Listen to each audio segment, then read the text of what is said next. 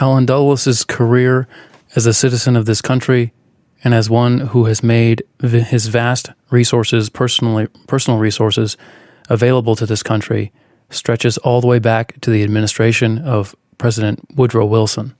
I know of no other American in the history of this country who has served in the administrations of 7 presidents, varying from party to party, from point of view to point of view, from problem to problem, and yet at the end of each administration, each president of the United States has paid tribute to his service and has counted Alan Dulles as their friend. This is Retraice. It's September 8th, 2020. That was President John Kennedy in 1961 speaking at the ceremony to award Alan Dulles a medal of honor of some sort. It's available on the recording of it is available on the Kennedy website, the Kennedy Library website. It's hard to know what to believe about Alan Dulles.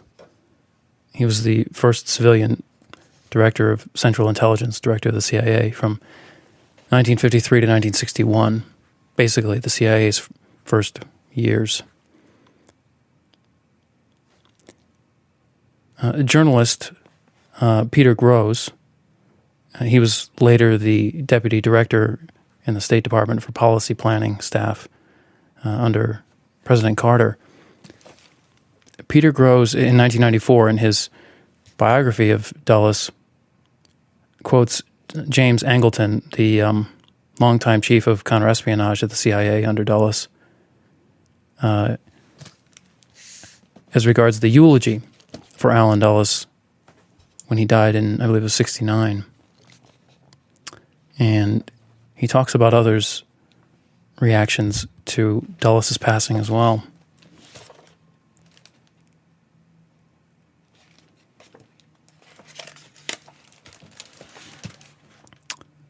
Grosz says this: Angleton, for all his obsessions with counterespionage, remained a man of sentiment and erudition. He prepared the eulogy for a private ceremony at the Georgetown Presbyterian Church. Alan Macy was flown in from his new home in New Mexico for his father's memorial. Richard Helms offered his arm to Clover Dulles, that was Alan Dulles' wife, to accompany her to her place, surrounded by some 200 unnamed and unheralded veterans of intelligence from around the world. They heard Angleton's words read by the pastor. It is as a splendid watchman that many of us saw him, a familiar and trusted figure in clear outline on the American ramparts. But Alan Dulles was much more than a watchman. He was the least passive of humans, the most active and open of men. He stood in full view and was ever accountable in our good society. That's from the eulogy as read by the pastor. Grosz goes on. At the Council on Foreign Relations in New York, Hamilton Fish Armstrong led a special meeting. He called the former president of the council, his friend from pre-World War I Princeton, a chivalrous knight, a man sans peur et sans reproche, without fear, beyond reproach. Testimonials flowed in from across the world.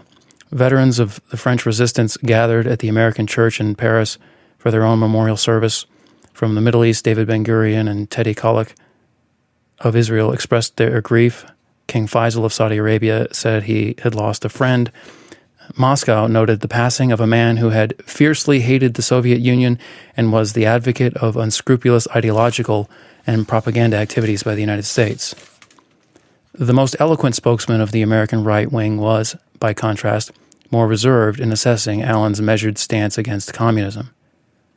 Even if he did not know how finally to cope with the enemy, wrote William F. Buckley, he knew at least who the enemy was, and that, those days, is practically a virtuoso performance.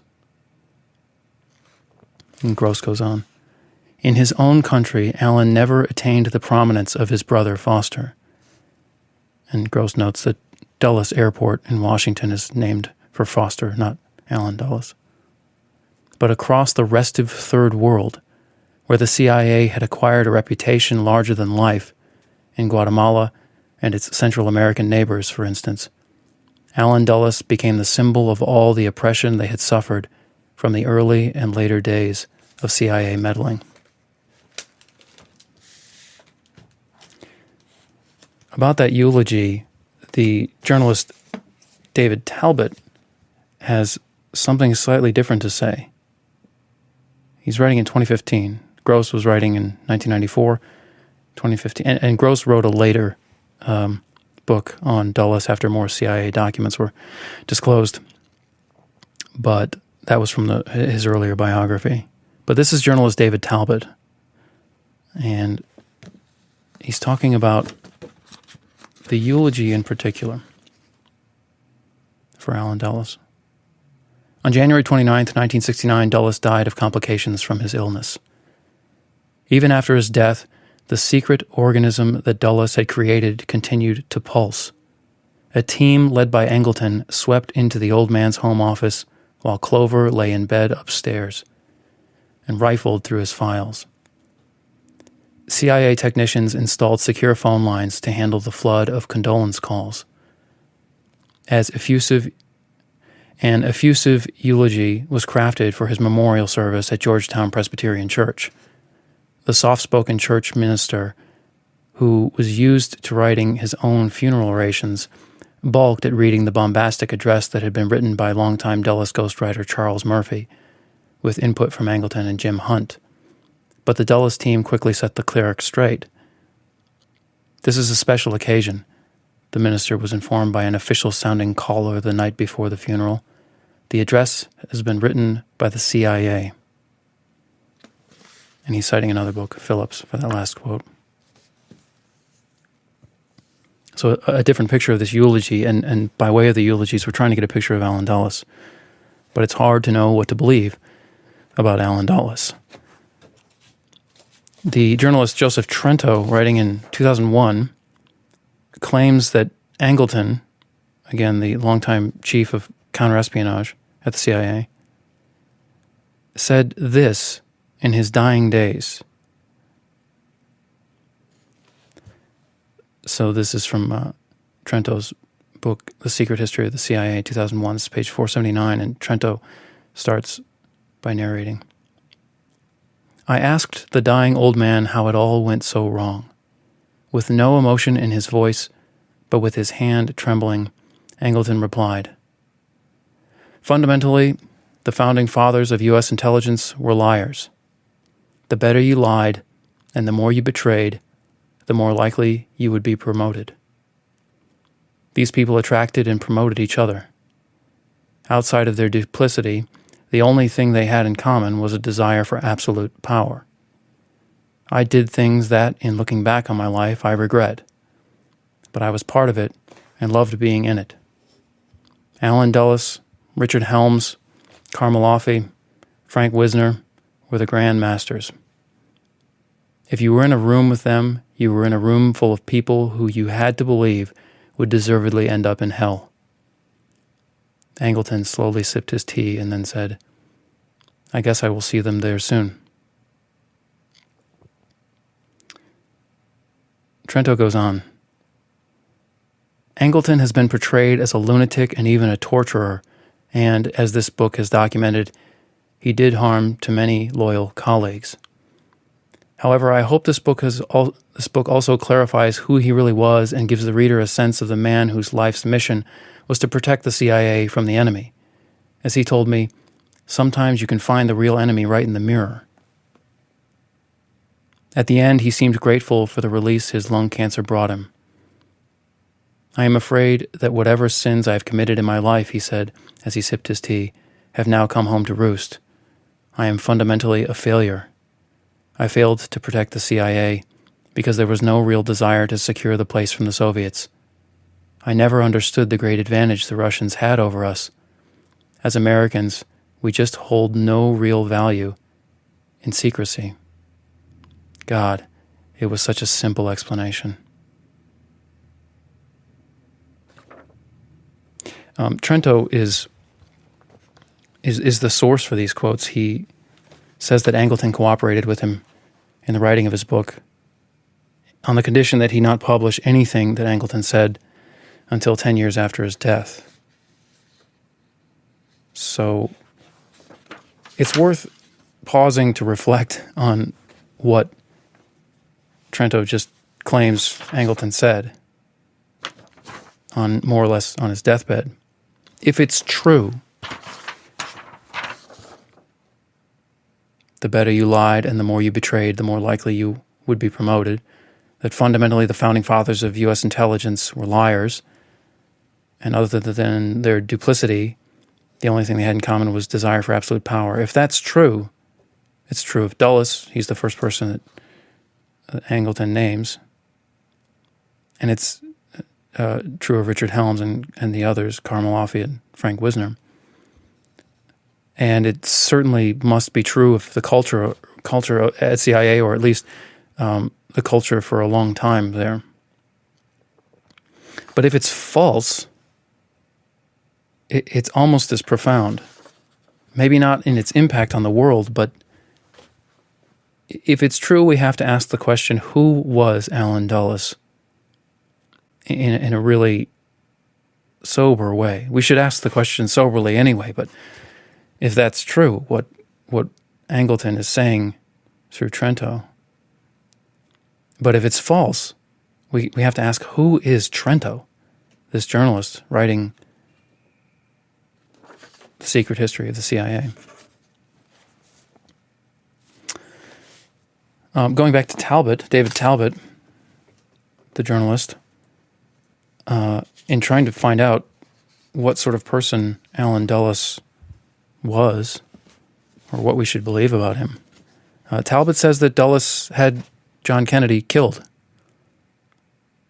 At the top of this segment, we quoted John Kennedy at a ceremony for Allen Dulles, heaping praise upon him, and David Talbot and others believe that Allen Dulles was either involved in or orchestrated Kennedy's assassination.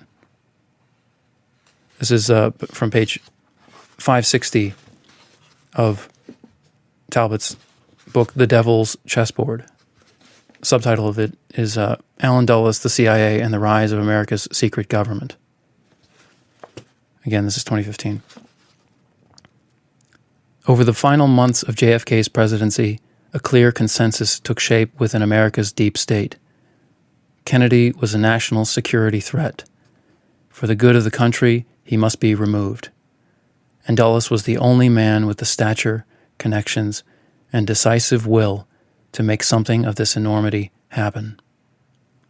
He had already assembled a killing machine to operate overseas. Now he prepared to bring it home to Dallas. All that his establishment colleagues had to do was to look the other way, as they always did when Dulles took executive action. And it's worth remembering that the term deep state or American deep state in 2015 did not quite hold the weight and connotations and political charge that it holds today in 2020. So maybe Dulles was a government leader and hero in that capacity, or maybe he is the worst villain you can imagine. He might have been a good guy, he might have been a bad guy, he might be any mixture of the two. We have to set aside the question as essentially out of reach, especially for the outsider, because the evidence is almost entirely documents of one form or another, and there are many of these documents, and they're conflicting about the question. What is not disputed about Allen Dulles, though, is his expertise in the domain of what we're calling strategic intelligence. And helpfully, there's a book, The Craft of Intelligence, which he's supposed to have written about this subject, which is great. Whatever you think of the man as a moral figure, he's He's written about the very thing that can transcend his moral charge and benefit us in some way by teaching us something objective, or at least not loaded with an individual's character. The craft of intelligence. Well, unfortunately, we have to hold off believing that he actually wrote this book, or that he wrote the whole thing, or every word of it. So going back to Talbot, The Devil's Chessboard, he says it's a Cold War screed written by multiple authors, including CIA staff and others. This is from page 486. When Cass Canfield, that's he's Dulles' friend, at publisher at Harper and Row. When Cass Canfield asked Dulles to write a book drawing on his long career as a spook, Dulles was initially noncommittal, telling the publisher, "First of all, I shall have to persuade myself that I have the aptitude and the skills to do effective writing, as I am not much of a believer in ghosts," quote unquote. It was another less than truthful statement, for Dulles always relied on others, including CIA employees and media assets, to write his books, his magazine articles, and speeches. Despite Dulles' retirement status, the craft of intelligence was an agency enterprise, drawing on the writing skills of Howard Hunt, Howard Roman, and friendly Fortune magazine reporter Charles Murphy, as well as the research and editing skills of top CIA analyst Sherman Kent and Dulles' former right-hand man Frank Wisner, whose career came to an end in 1962 because of deepening mental problems. Dulles also drew on his extensive academic contacts for help, including W. Glenn Campbell at Stanford's Hoover Institution, who provided ready access to his extensive files on the communist threat. Kent also suggested that Dulles, quote, use your potent association with Princeton to good effect, and con, quote unquote, Joseph Strayer, the longtime chair of Princeton's history department, into drafting the section of Dulles' book dealing with the medieval roots of espionage. And he's citing a letter to Allen Dulles, November 15th, 1962, that's in Dulles' papers at the Mudd Library. I guess that's where the Dulles' papers are. So definitely some doubt about the authorship, not Dulles' involvement, but his exclusive claim to writing it. And Talbot goes on, Dulles was so deeply connected in the media world that the critical response to the craft of intelligence was all but assured when it was published in the fall of 1963. The Washington Post heralded what amounted to little more than a predictable Cold War screed as one of the most fascinating books of our time. And I can testify that that's always a blurb on the front or back cover. It's on the front cover of my edition, of the various editions of this book. The New York Times' critic found a clever way to celebrate a book that revealed very little of Dulles' actual spycraft, praising his brilliantly selective candor. The Times' review provided other blurb-worthy quotes for the book, declaring, "There is material enough here on breathlessly high-level sleuthery to keep Helen McInnes and Ian Fleming busy writing all kinds of thrillers." An absurdly exaggerated comment considering the book's calculatedly tame contents. Calculatedly tame. And sure enough, that blurb is on the back cover of my edition of The Craft of Intelligence. So, doesn't mean Talbot's right, but it's worth keeping in mind.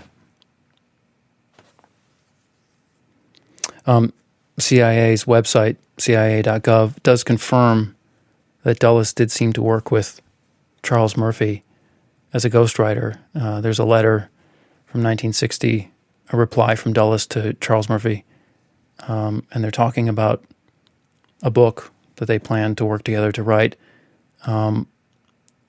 But they obviously they don't have a title yet, and so I'm not absolutely sure that they're talking about the craft of intelligence, but they probably are. going back to Peter Grosz in his biography, he says that the craft of intelligence was a compromise of sorts. This is from 539. When he tried to interest publishers in his views on the communist menace to free societies, he was informed that his only marketable book would be a now it can be told account of his world of espionage. He compromised on a slim volume called The Craft of Intelligence, published in 1963, which contained a few favorite stories and more of his theories about communist perfidy in the Great Game. For all his distrust of ghosts, he asked one accomplished writer of his acquaintance, E. Howard Hunt, to draft a few chapters. The book failed to live up to the promise of its title as a distillation of his experience, either theoretical or practical, for a public still uninformed about the role of ongoing intelligence as an essential instrument of government. In or out of office, wrote the mostly friendly reviewer, Allen Dulles is incorrigibly discreet, unfailingly gentlemanly. So, what have we established? Well, first, we don't, and probably can't know Allen Dulles, the man, and we don't necessarily know who's talking when we read the book. But it does seem like certain chapters are all or mostly Allen Dulles' voice, and chapter 15 is one of them. Chapter 15 is titled Security in a Free Society. This is the gist of that chapter. We're going to talk about it briefly and then move on to the problems that we have to be prepared for in reading it before we dive in more deeply. So I'll just read the first two paragraphs and let Allen Dulles or whomever tell us what this chapter is about. Security in a Free Society. Free peoples everywhere abhor government secrecy. There is something sinister and dangerous, they feel, when governments shroud their activities. It may be an entering wedge for the establishment of an autocratic form of rule, a cover-up for their mistakes. Hence, it is difficult to persuade free people that it may be in the national interest, at times, to keep certain matters confidential, that their freedoms may eventually be endangered by too much talk about national defense measures and delicate diplomatic negotiations. After all, what a government or the press tells the people, it automatically tells its foes. And any person who, through malice or carelessness, gives away a secret may be betraying it to the Soviets just as clearly as if he secretly handed it to them. What good does it do to spend millions to protect ourselves against espionage if our secrets just leak away?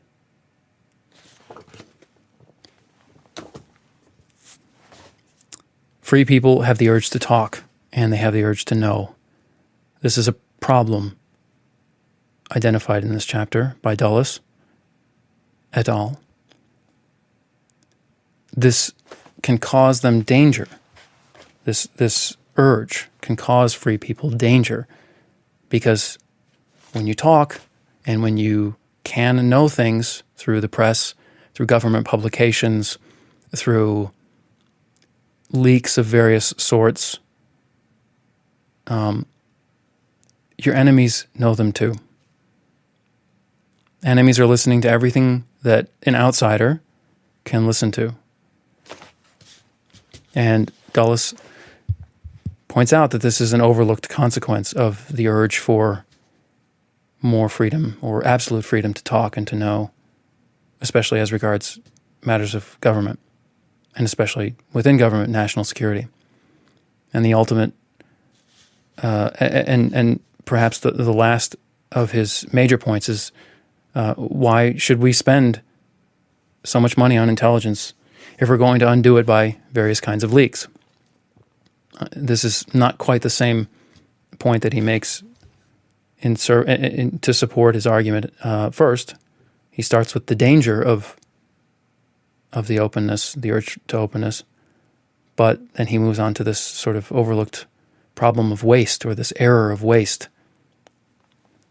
spending money and then undoing all that the money was spent to achieve.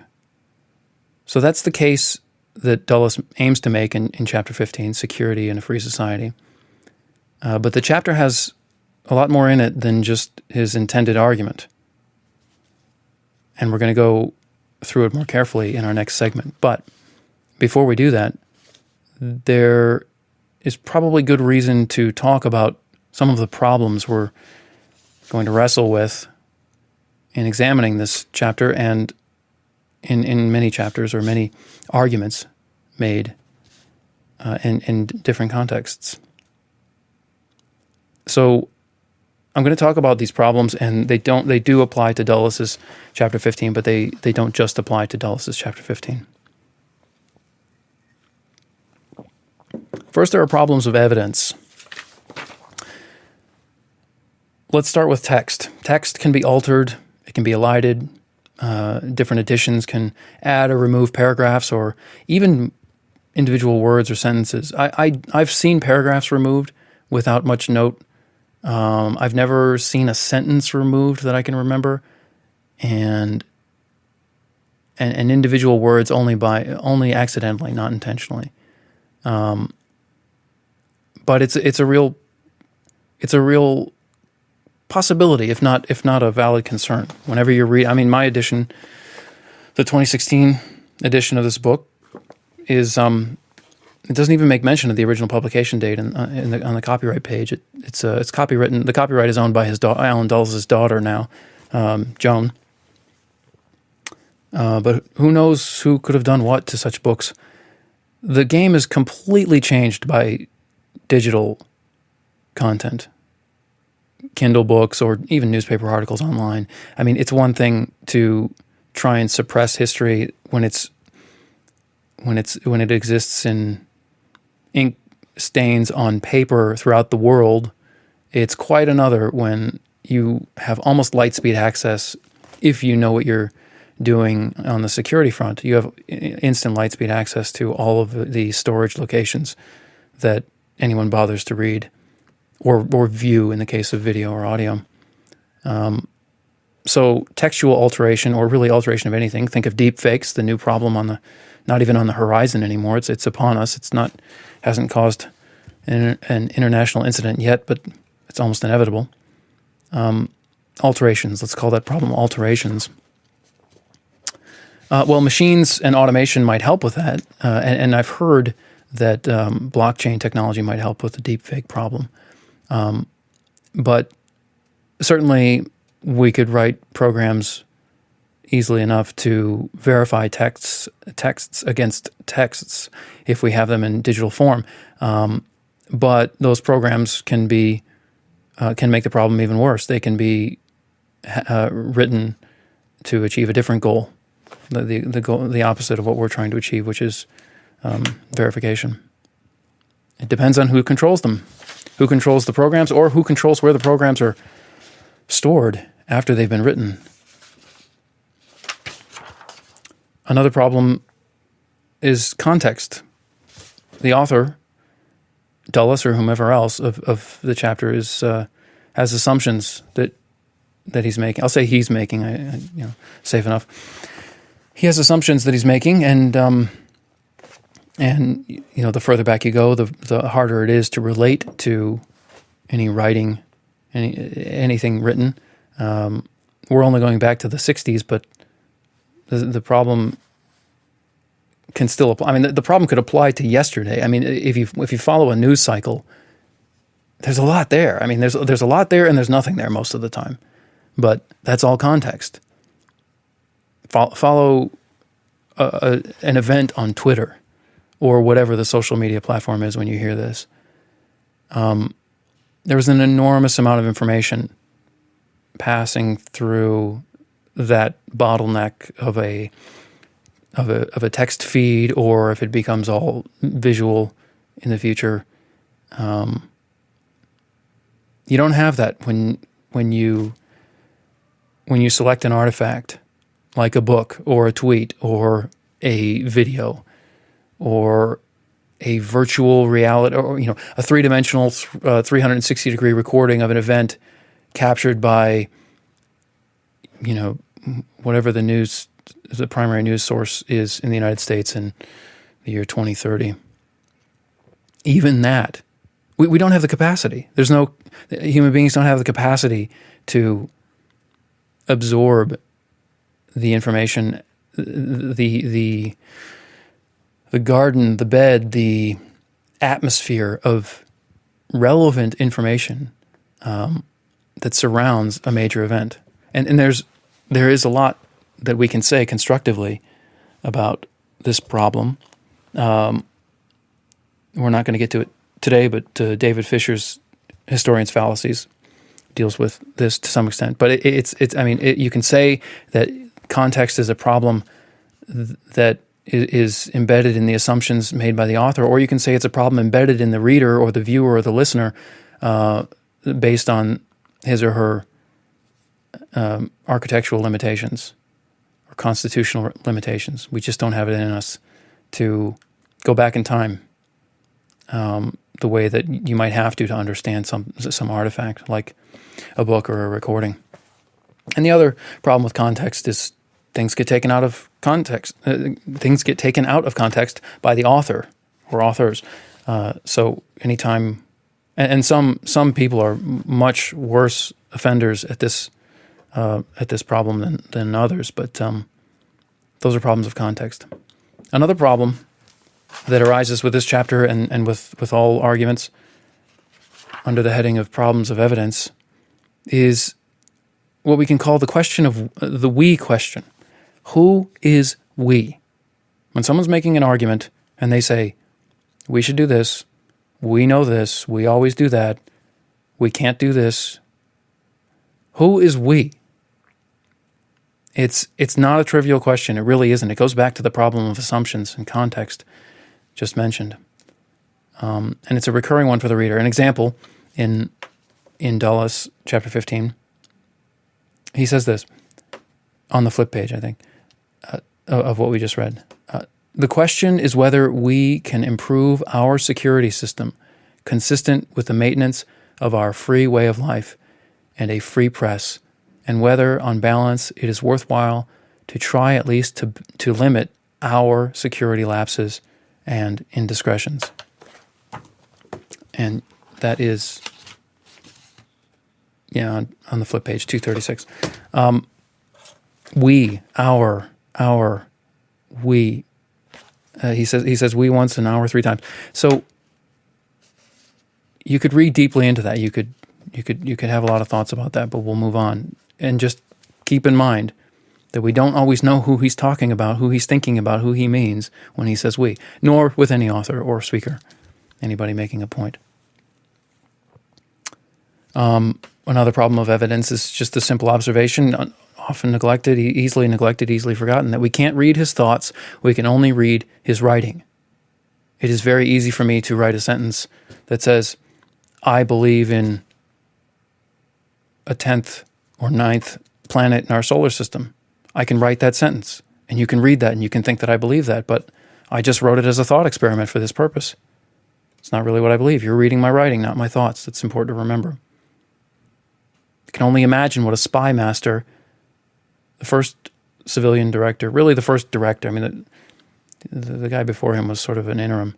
You can only imagine what a spy master like Dulles might say as opposed to what he, at the same time, might actually think. Whether he's a good guy or a bad guy. Or in between. Another problem of evidence is that we can't hear his thoughts. We can only hear his words. There are recordings, there are audio. There's a great interview with Dulles as part of sort of an hour-long documentary, I think done by NBC. And, so there's about 5 or 10 minutes of Dulles sort of answering the reporter's semi-tough questions. And again, it's the same as the problem of thoughts versus writing. You can hear his words, but you can't hear his thoughts. And we live in a strange time where it's almost possible to imagine Neuralink or some successor to that neotenous company enabling us to think that we can read people's thoughts. I mean, how many times would you need to talk to a friend or a spouse or your boss or a colleague using an implant of some sort, how many times would you need to do that without issue, without incident, before you would start to believe that you were reading their thoughts all the time? Compare email, right? How many emails do you have to get from a loved one or an employer before you're convinced that those emails are really coming from that source and that they accurately reflect what that source wants you to hear from them? It takes 0 email. It's the first email. We trust email. We will presumably trust neural implants or the equivalent, whatever we call them when they start to become real and viable. But like email, they can be altered, and like email today, or text messages of any sort soon, actual video and audio messages from people you know, run through some sort of deepfake technology. Those things that exist today can already be powerfully manipulated and just tweaked at just the right time, when you're making just the most sensitive decision, or when you're just the right amount of vulnerable to believing one thing versus another, so that 99.9% of the messages you get from your loved one are the real deal. But that 0.1% is being manipulated by someone or something. That will apply to brain chips and whatever the term will be for them. But we won't worry about it, because most of the time they'll work, and when they don't work, we might not even know that they didn't work. Are you sure that every message you've ever gotten from your best friend actually came from him or her? How? How could you be sure of that?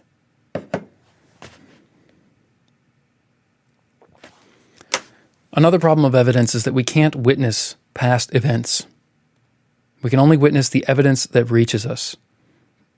Evidence from the events themselves and from elsewhere. This is easy to forget. Dulles will be telling us about all kinds of things in his chapter 15. Others will be telling us about all kinds of other things in their other chapters. And we will feel like we know what happened when they tell us, but we don't. I don't want to say that I shouldn't say we don't, because it makes it sound like, you should question everything, and that's not true, or I don't believe it's true.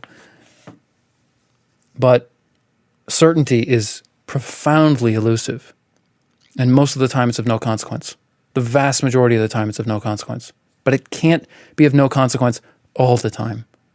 Because think of what you could do if you had just the right point of access or point of leverage, or just the right moment of opportunity to influence what someone believes, who believes that certain knowledge is possible and that they've got it all the time about past and present events, perhaps even the crazy among them, future events as well. So we can't know who killed Kennedy, although if you bring up this subject with anybody who's spent any time on it, presumably you will be told exactly who did it with utter confidence. And similarly, we can't know whether Alan Dulles was a good guy, evil, or otherwise. We can only know what reaches us and what we manage to reach for ourselves. We're back to the problem of evidence. And we're dealing with we're dwelling on specific problems of evidence, or the manifestation of the general problem of evidence. But in segment 1, our last segment, you'll notice that we first looked at evidence, Horwich's probability in evidence, and he's gone as hard as an intellectual and an academic can go at this problem, and we're gonna have to rely on him a lot when we get into the danger zones. So let's say that we have history, which is pretty much anything that's happened. Even seconds ago, we could technically call history. And it's not really strictly knowable. And while that's true, it does seem to be somewhat bounded by probability. Again, we can look at Horwich, probability and evidence. And along with history, which is not strictly knowable, we have ideas about how the world works. Ideas about how the world works are not history. They're present right now. You can call them memories, or you can call them some sort of part of your thinking, or you can call them, some sort of physical aspect of your thinking, or physical aspect of what you are, your body, your brain. But they're not in the past. Nothing that you can access immediately can be in the past, because as far as we think of the concept of time, we can't reach back in it. We can't reach forward or back. We can only deal in probabilities. But ideas about how the world works can be tested, and such tests themselves are actually history, unless we conduct them ourselves presently. It's thorny. This stuff is hard to wrestle with, and everyone loses. As far as I've seen, I haven't seen anybody really defeat this bear, the problem of these various manifestations of the problem of evidence. While the whole truth is, strictly speaking, out of reach, there is something that might be, at least for human beings, more important, or in certain contexts more important. And that's this: what others believe to be the truth is always present. And sometimes it's within reach if they're open to telling us. So there's a difference between the truth and what other people or other things, we have to deal with that in technology, machines, and artificial intelligence. There's the truth, and then there's what other people or things, persons or things, believe to be the truth. And what others believe is similar to what we just mentioned, ideas about how the world works that we hold ourselves. They're present with us. They're not history. They're not part of the past. You can access them immediately. Now, you can't necessarily access what others believe to be true, strictly speaking, but they tend to tell you, in my experience. Or at least that's a belief that I have about the world that's present with me at this moment. They tend to tell you. They want to tell you. I want to tell you, dear listener. So much for problems of evidence. We're talking about how we should be prepared to read chapter 15 of, and we're not going to read it word for word, we're going to analyze it. Chapter 15 of Alan Dulles' Craft of Intelligence. It's titled Security in a Free Society. We've just talked about the problems of evidence. Now let's talk about another set of problems, just as thorny, perhaps not separate from the problems of evidence, but they seem to be, or they feel like they're separate. Problems of trust.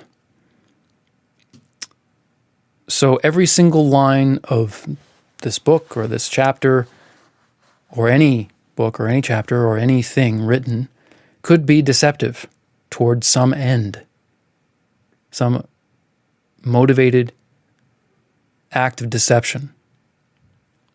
The author might also be making mistakes. They might be error-prone on the subject, or in the way that they're thinking about the subject. And so we have at least two reasons to be suspicious of what we read, or hear, or see. Deception on the one hand, and then error on the other.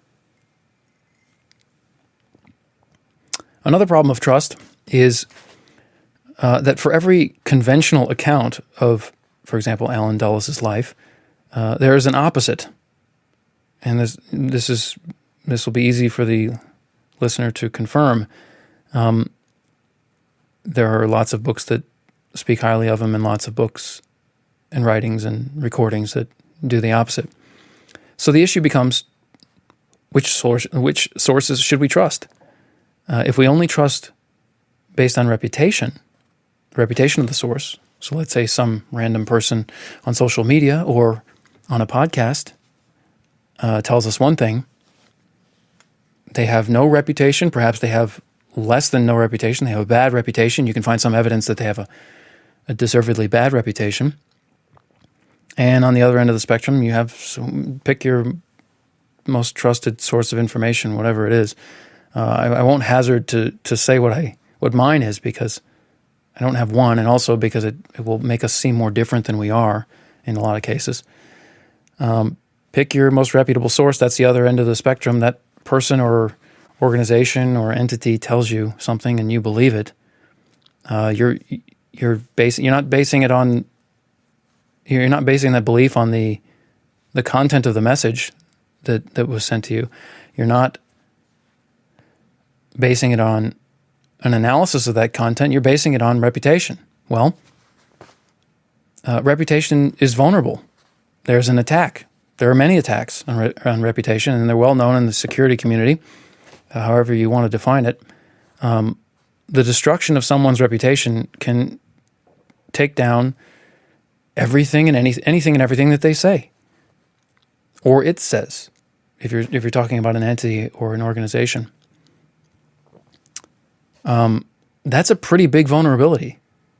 Suppose, I mean, take an ideal example. A serial liar who's been caught over and over and over again, and there's no doubt in anyone's mind about this trail of evidence, suddenly sees something incredible and starts telling everyone about it. It's sort of a boy who cried wolf problem, but it's not quite that, because, no, I guess it is. I mean, you're having fun, or for whatever your motivation is for telling all these lies. Then when something real happens, that information is trapped. It's not even trapped. You get the listeners get the information, but the source has contaminated it, more than contaminated it, ruined it. What if you were in a position of power and you had something that you knew or that you did and you wanted to keep it secret? Well, the reputation attack, I don't know if they call it that. I'm not in the security community, but let's call it that. The reputation attack would be presumably a good way of keeping it secret. So as soon as someone tells your secret in any context, you destroy their reputation. Now, if you're not in a position of power, it might backfire. If you're keeping a secret, someone else on your level of power hears the secret, tells the secret, or knows the secret, tells the secret, and you attack the reputation, you might actually look more guilty, or it might tend to confirm in the minds of others what that person is saying. But if you're in a position of power, the game is completely different. Relative power to the person whose reputation you would attack. I won't speculate about examples of where this might be going on, but they're in the danger zone. Go back to segment 1 for a loose definition of that.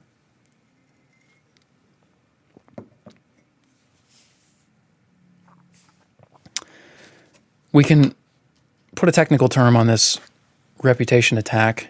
The argument ad hominem, you might have heard an ad hominem attack, or an ad hominem fallacy. And just for a brief reminder, we'll go back to Charles Hamblin in his Fallacies, 1970. He just briefly tells us that in the modern tradition, an argument ad hominem is committed when a case is argued not on its merits, but by analyzing, usually unfavorably, the motives or background of its supporters or opponents. That's page 41. Now remember, this ad hominem attack is usually discussed in the context of arguments, logic and arguments, but it's a simple statement is not an argument. There's no logic to be done in a simple statement, or let's say, I mean, it depends on the nature of the structure of the sentence or the statement, but asserting a fact or asserting something to be true is not an argument unless you make the assertion complex with a because or the word for, or however you want to add in the argument machinery. So a person who knows an important secret, whose reputation is being attacked, is not making an argument, and therefore an attack on that person is not the technical version of ad hominem. But that subtle difference is important because we might not, is there a word for attacking someone's reputation? There must be, because we know that the intelligence agencies, I'm not going to say that they do them. I don't know if they do them. I'm not in them, and I haven't read enough of the history to point you to a source, but I have read it, but I can't point you to a source off the top of my head. What's the technical term? What's the insider term for attacking someone's reputation? Someone must know this. Write to us at contact@retraice.com. Another problem under the heading of problems of trust is that there is endless material, old and new, about intrigue and about anything now. We're in the information age, and that's an antiquated term. We're in some sort of exponential explosion of information, although I do think that most of it, if you measure it in bits and bytes, how many exabytes of quote-unquote information is created every day or every year by our civilization, most of it is, high-resolution video. I mean, how much information is in, a Jay-Z video or a Taylor Swift video? A lot, and also almost none, right? So, but we're still in some sort of explosion of information. If you want to go, anything you Google or your search engine of choice, which is undoubtedly Google today, but might not be tomorrow, you'll get a lot of information. But as we've already discussed in segment 1, you'll get the 95% that's cheap, presumably, unless you get extraordinarily lucky. And the more cheap information there is, the harder it is to get a hole in one, to get lucky and find what you're looking for. Unless someone wants you to find it. Unless your search engine benefits commercially somehow from you going to one place or another. Or your bookstore, your online bookstore, benefits somehow from you finding what you're looking for, as opposed to becoming interested in something you weren't looking for and that might be beside the point, but is commercially viable for that bookstore. There's endless material.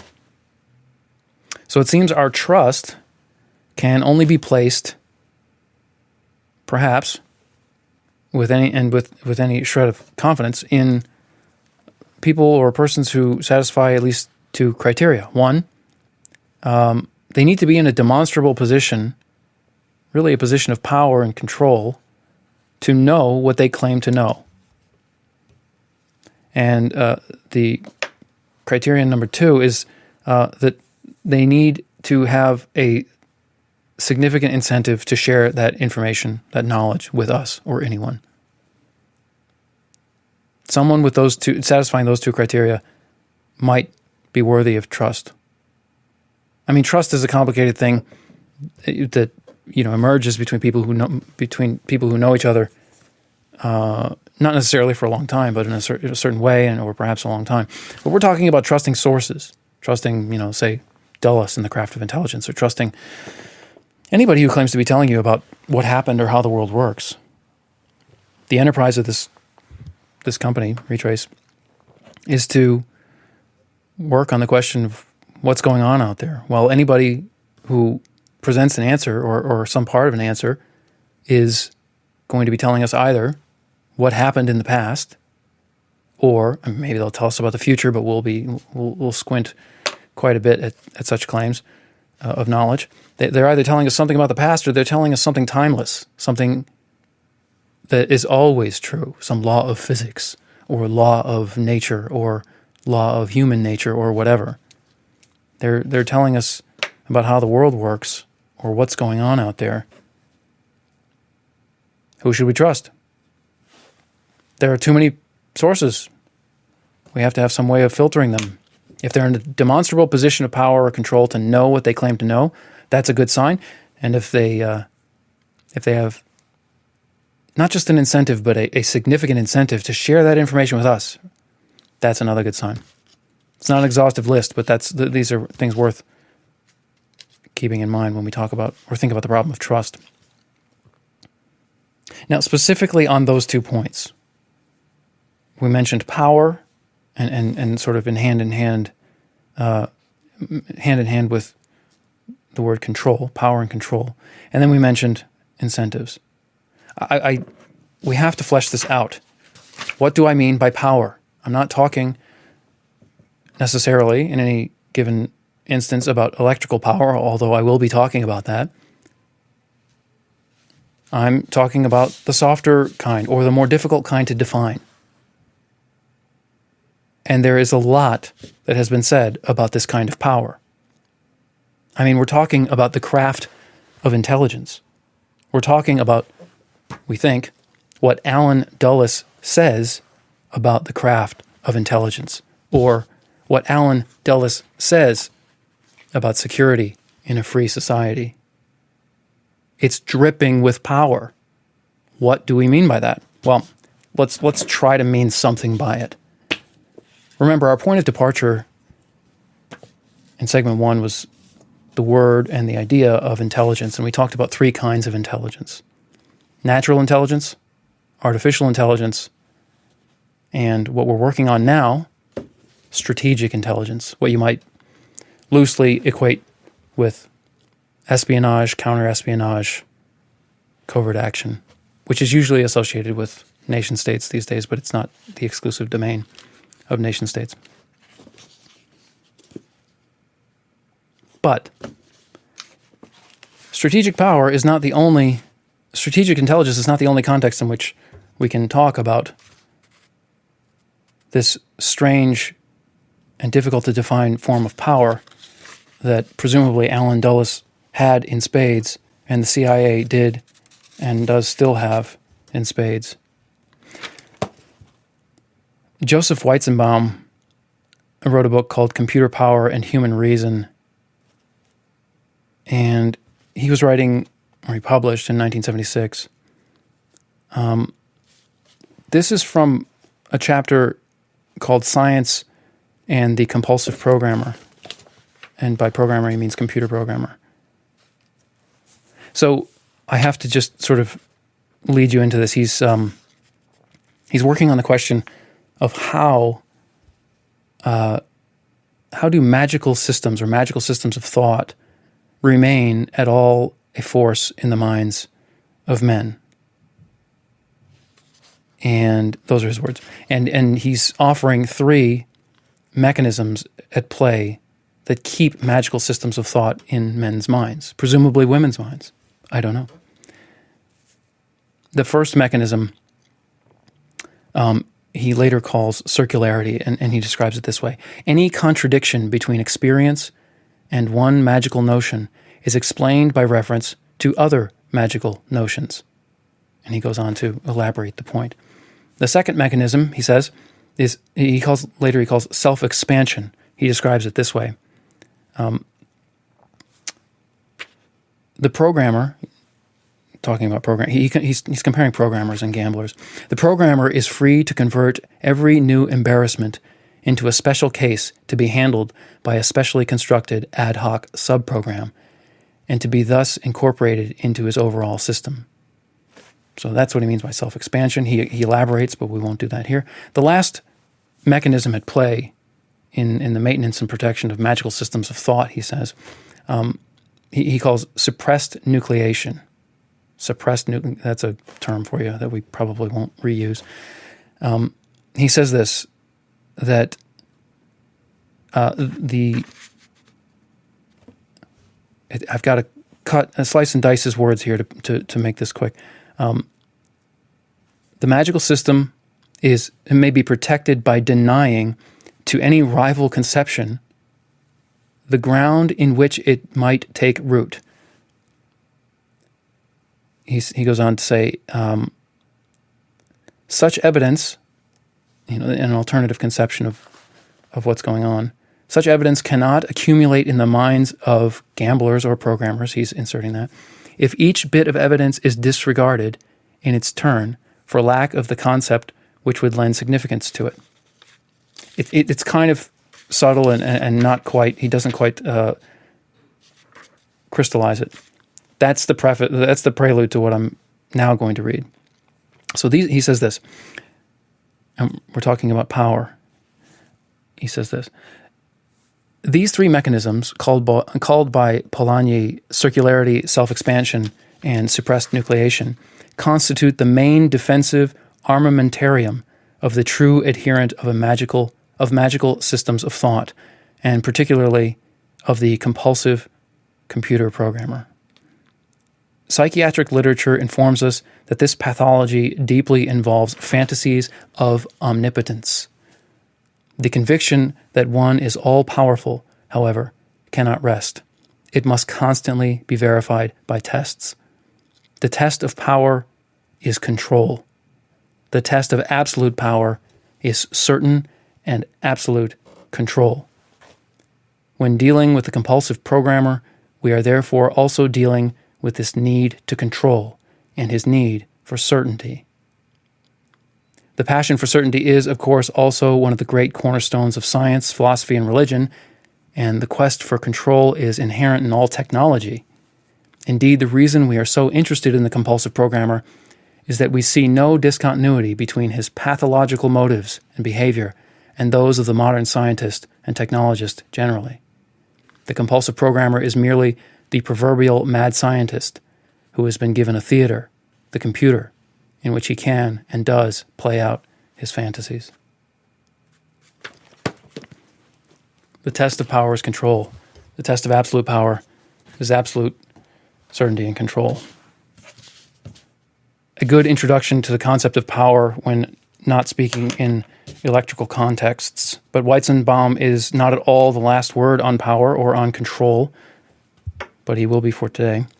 And these concepts will come back into view clearly when we examine natural and artificial intelligence in turn. So much for control when we're trying to figure out whether we should trust the source. What about the incentive to share the information? What about whether it makes sense that this source is telling us what they're telling us? Well, it might make sense if we can identify an incentive or a sufficiently significant incentive or a sufficient number of incentives for them to tell us. It seems obvious when we say it out loud, but it's not. Or it is obvious, but it's easily forgotten.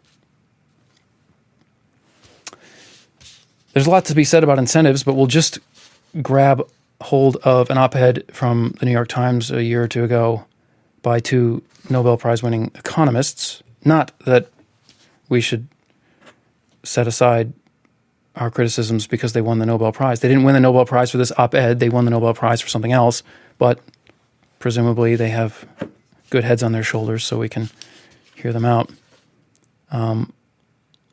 They argue that financial incentives, presumably when I talk about incentives, you hear money, you hear other things, but money has got to be up there, and financial is almost a synonym for money. They argue that financial incentives are nowhere near as powerful as they are usually assumed to be. They go on to say this. If it is not financial incentives, what else might people care about? The answer is something we know in our guts: status, dignity, social connections. Chief executives and top athletes are driven by the desire to win and be the best. The poor will walk away from social benefits if they come with being treated like a criminal. And among the middle class, the fear of losing their sense of who they are and their status in the local community can be an extraordinarily paralyzing force.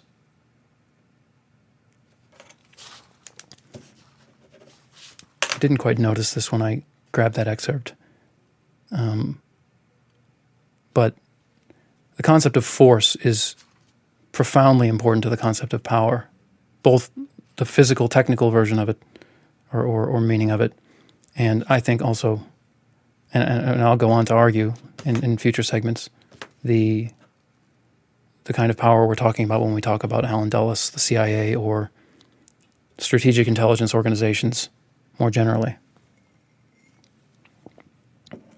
So, what can we finally say about the problem of trust? Trust in sources of information. Well, the first is, would they know? Are they in a position of power or in a position of any sort? Really, I mean, the position of power, we say loosely. A whistleblower is not necessarily in what we traditionally think of as a position of power, but if they know something on which to blow a whistle, or on which a whistle can be blown, that is a position of power by the standards or definitions we would be using in this context. Would that person or would that entity know? That's the first question to ask, or one of the first questions. The next question, or another question, is, would they tell us if they did?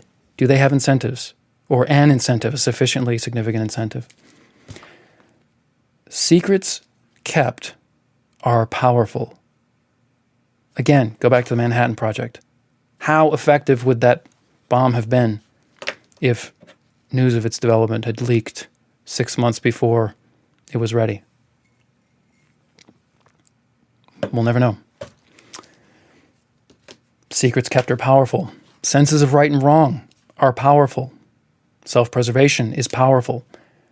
The desire to be loved, the desire to be feared are powerful. What is the difference, we might ask? When we wonder about sources and trusting sources, we might ask, what is the difference between the Pentagon Papers, Google it if you don't know, the authenticity of which we do not question, or Cy Hirsch's My Lai story, Google it. What's the difference between such documents, and they were both documents, and other more unbelievable documents or testimonials? Why is it that one might be so universally believed? Photocopies of a government study in the case of the Pentagon Papers, a newspaper, front page newspaper article in the case of My Lai, Cy Hirsch. Why is it that one might be so universally believed, and then another document, pick your lesser document, would not be believed, would not even be read, let alone, but you don't know whether anybody would ever believe some of the documents floating around out there because no one reads them. And I don't mean few people read them. I mean literally there are the internet makes it possible. Hell, I mean, home printing devices make it possible, but the internet makes it even more possible to create documents that literally will never be read by anyone, even their authors. So much for the problems, the obvious problems of trust, and we will see them come up again and again. The next set of problems is a bit harder to parse, and I'm going to say that I'm going to call them problems of is and ought. If you're familiar with the philosophical debates around those two terms, good for you. I'm not going to talk about that. I'm just going to say that these problems that I'm about to talk about are problems of what is the case, whether someone's telling you or you believe it yourself or you have some sort of evidence, and then what ought to be. Problems of what is the case, and then what ought to be the case, what should be. There might be a big gap between these two things. The philosophers are still working on that, but I'm not going to talk about that. I'm just going to say that that's the heading that we're under. So let's talk about good guy problems, or good guy and bad guy problems. So what is said or done by an actor, for example, an author, does not reveal as much as we need it to reveal to know that person. In order for us to know that person, what they say and what they do is not, strictly speaking, enough. Now, most of the time, it's a good rule of thumb, probability distributions, priors, Bayesian priors, for you dorks out there, like myself, they do help. Probability does help. We think. It seems, manifestly true that probability helps, but strictly speaking, what someone does, what they say, does not reveal what we need to know about a person to know that person in whatever way we mean when we say we know somebody. And the obvious counterexamples are endless. Someone can, you can't follow someone around all day long, and you can't hear everything they say. So even if you're with them 90% of the time, adultery is the perfect example. Spouses get cheated on all the time. They never see it coming. It's because what someone says to you or what someone does while you're watching or when you're aware of them is not enough to know what's really going on. Now, why is this a good guy problem, or why is it a good guy, bad guy problem? Well, good guys tend to have, it would be nice to know whenever you're dealing with someone like Alan Dulles or me or anybody, whether they're a good guy or a bad guy by your definition. Okay, so what they say or what they do, unfortunately, is not enough for you to tell for sure. Good guys have disadvantages. Let's name some. Good guys tend to be open. I don't think I'm overstretching when I say that. They tell the truth. They tell what they're really thinking as a tendency. I don't think bad guys have the same sort of tendency. You can't. It'd be hard to be a bad guy if you kept telling everybody that you were that or that you did something that clearly makes you a bad guy. I'm sure they exist, but those are unsuccessful bad guys. Successful bad guys, or even just, mediocre bad guys, probably instinctively, if not by nurture, figure out that they can't actually be open about being bad guys. Good guys, on the other hand, tend to be open because why not? There's good news in here. So good guys have a disadvantage by that. Specifically, the more information you have about a person or their situation, their circumstances, the more potential leverage you have against them.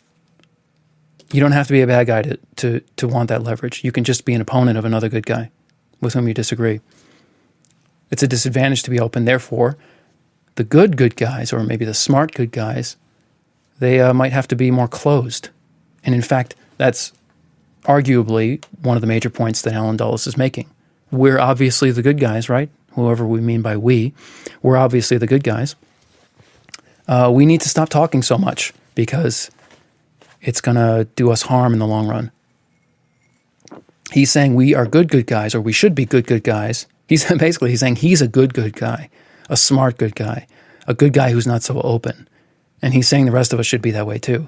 The government printing office, the New York Times, whomever he had in mind, or whatever he had in mind, whatever institutions. And he'll tell us. He does tell us in the chapter, but I'm just shorthanding it.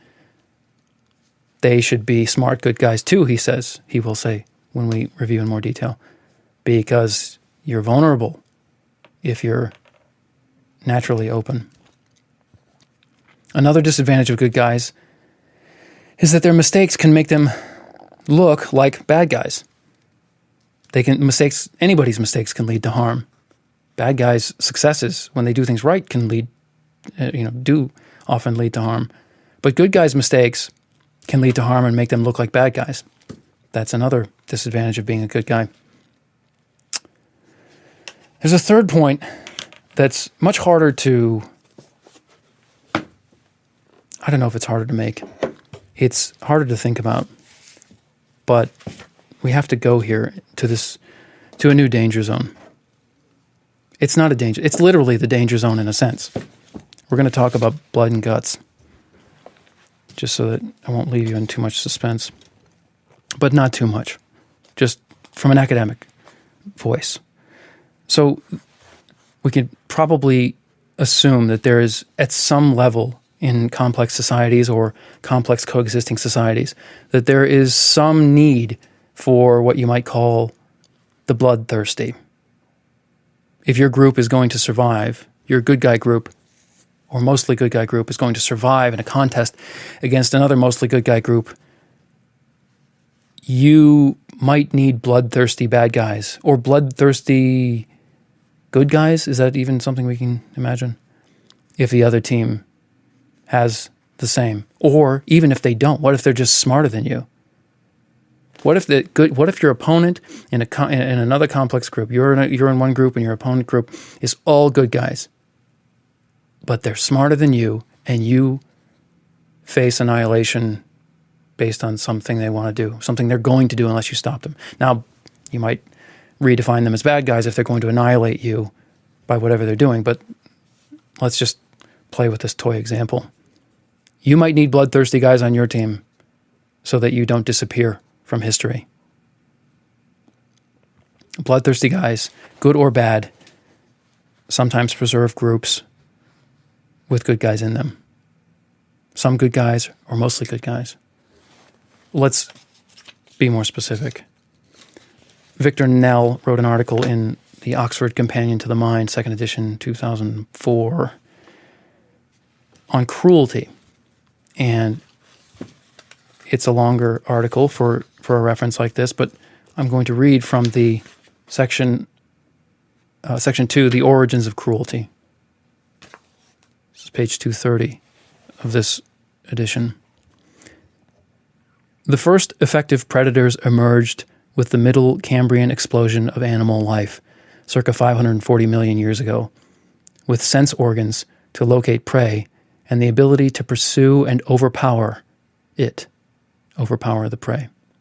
And he cites an interesting study that we'll look at later.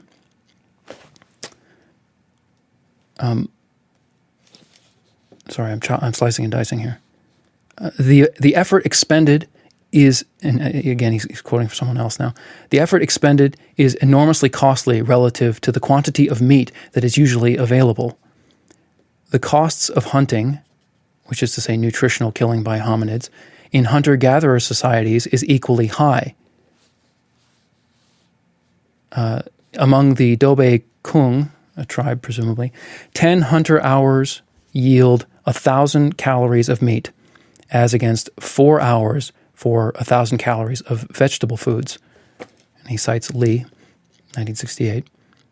Successes for the individual hunter are sparse and unpredictable, with the daily failure rate for individual Hadza hunters at 97%. Hunting, thus, involves a great deal of effort and prestige, and a hunter may go days or weeks without a kill. The Kung hunting yield is 1 hunter hour per 100 calories. And I didn't notice this when I read this the first few times. That's roughly what our caloric intake is as adults. If it's one hour per 100 calories, 2,000 calorie diet, that's 20 hours. You sleep for 4 and you get up and you go hunting again. All right. Given these high costs, the predatory and hunting adaptations could not have emerged without massive conditioned reinforcers that derive from the prey's terror and struggles to escape as it is brought down, the shedding of its blood, and its vocalizations as it is wounded and eaten, often while it is still alive. In surviving forager societies, killing and butchering game is accompanied by a similar panoply of auditory, visual, olfactory, tactile, gustatory, and visceral stimuli. A working hypothesis is that it is this stimulus array tied back to the prey's blood and death that reinforces and sustains human cruelty and accounts for its high reward value. Not fun to think about for most of us.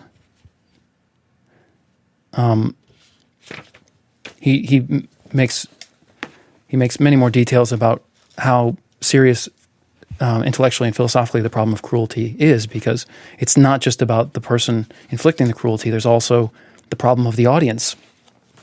But the point is, cruelty is a part of the picture, both on the bad guy and good guy side, and untangling that picture is no mean feat. So we'll call that a good guy problem, the problem of cruelty. Bringing it back to presumably what Alan Dulles means by free societies, we can say something like this. The monopoly on violence, as held by the state, or the series of government entities, hierarchical government entities that are above us, so to speak. The monopoly on violence combines with the ever-present threat of violence in the form of crime, in the form of war, that at least partially organizes a society. So I'm saying these two things combine, the monopoly on violence and the threat of violence that partially organizes a society. And we might then say that fear and security are preludes to everything else. Probably an overstatement, but it's worth considering. When we're talking about problems of what is the case and what ought to be the case, this is definitely one of them. Violence, the monopoly on violence, and the ever-present threat of violence in the real world. Now, I said it partially, this threat of violence, say crime or war, partially organizes a society. I'm not saying it organizes a society. And if you recognize that phrase or some phrase like it, you're probably remembering something called the Report from Iron Mountain, which, as far as we can tell in our limited reading of it here, was satire, but we haven't looked at it very closely.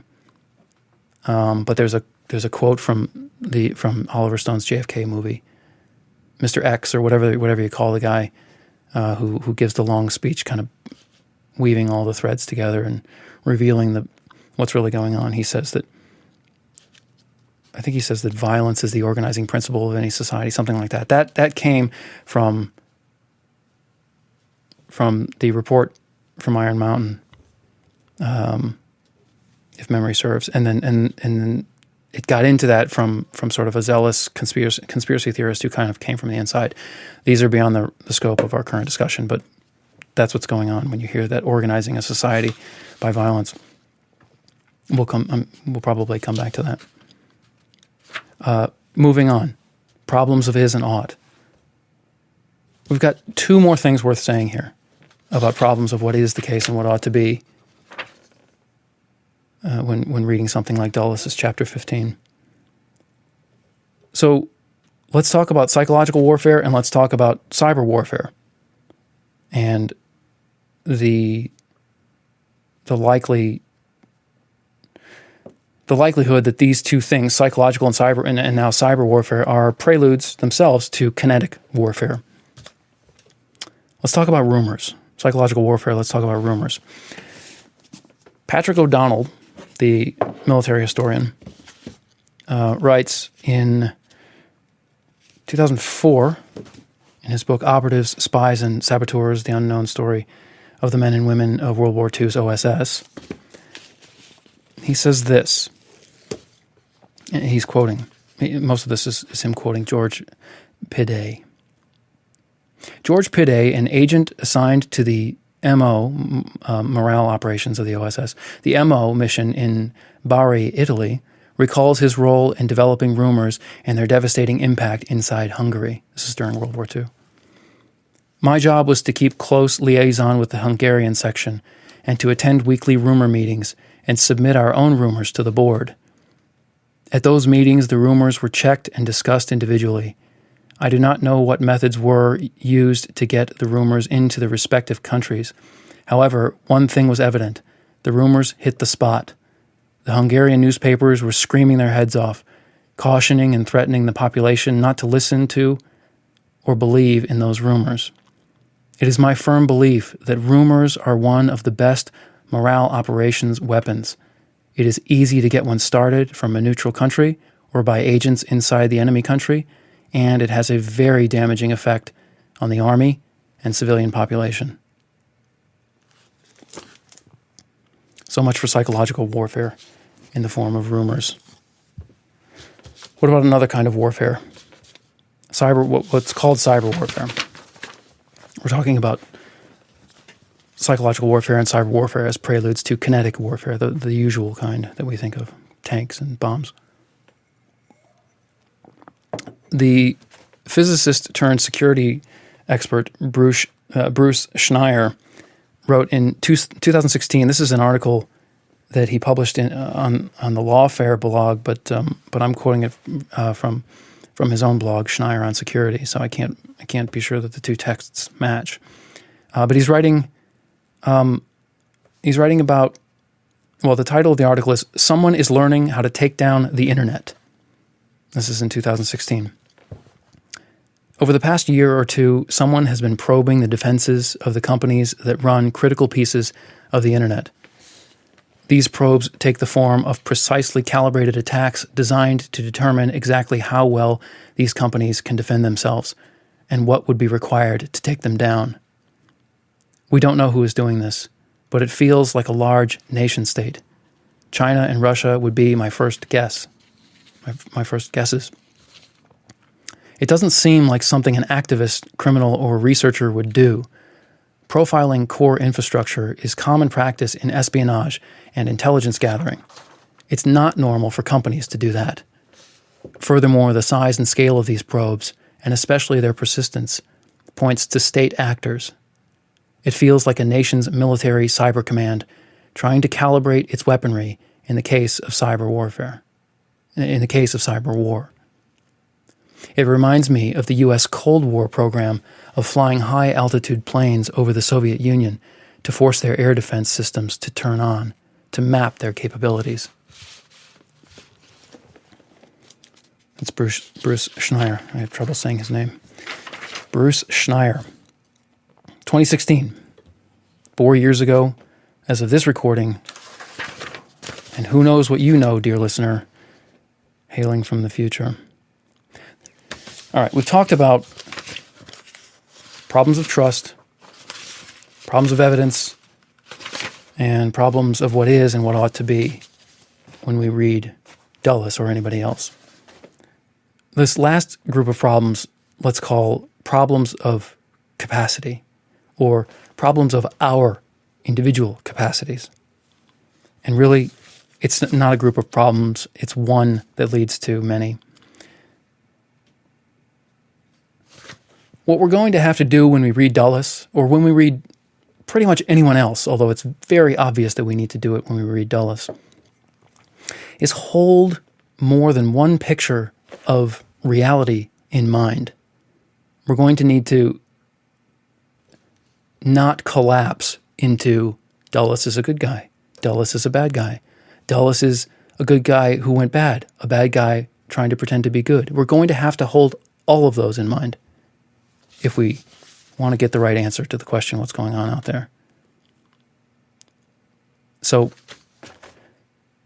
let's look for a definition that will encourage us when we get discouraged. F. Scott Fitzgerald wrote a piece in, where was it? I'm drawing a blank. Esquire, in the 30s. It's old. But it's the best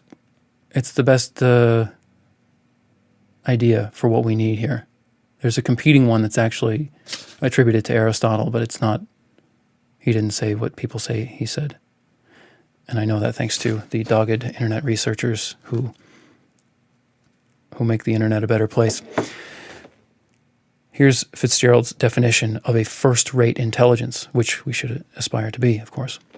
The test of a first-rate intelligence is the ability to hold two opposed ideas in the mind at the same time and still retain the ability to function.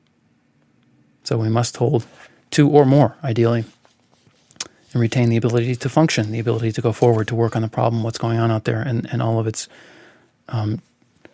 progeny. He continues in that piece to say something that might also be useful to us.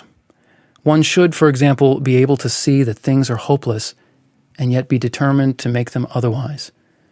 This philosophy fitted onto my early adult life when I saw the improbable, the implausible, often the impossible, come true. Life was something you dominated if you were any good. Life yielded easily to intelligence and effort, and to what proportion could be mustered of both. We will need to keep those words firmly in mind. So let's recap. Dulles' argument that we shouldn't and that we don't need to talk so much, tell so much of our secrets or things that should be secret. Whatever points he goes on to make will be made, this argument will be made complex by the myriad problems that affect all such arguments and all arguments. We've gone through them. We've talked about different kinds of problems that are going to affect his argument and our reading of it. Problems of evidence, problems of trust, problems of what is and what ought to be, and problems of our individual capacities, problems of philosophy and experience.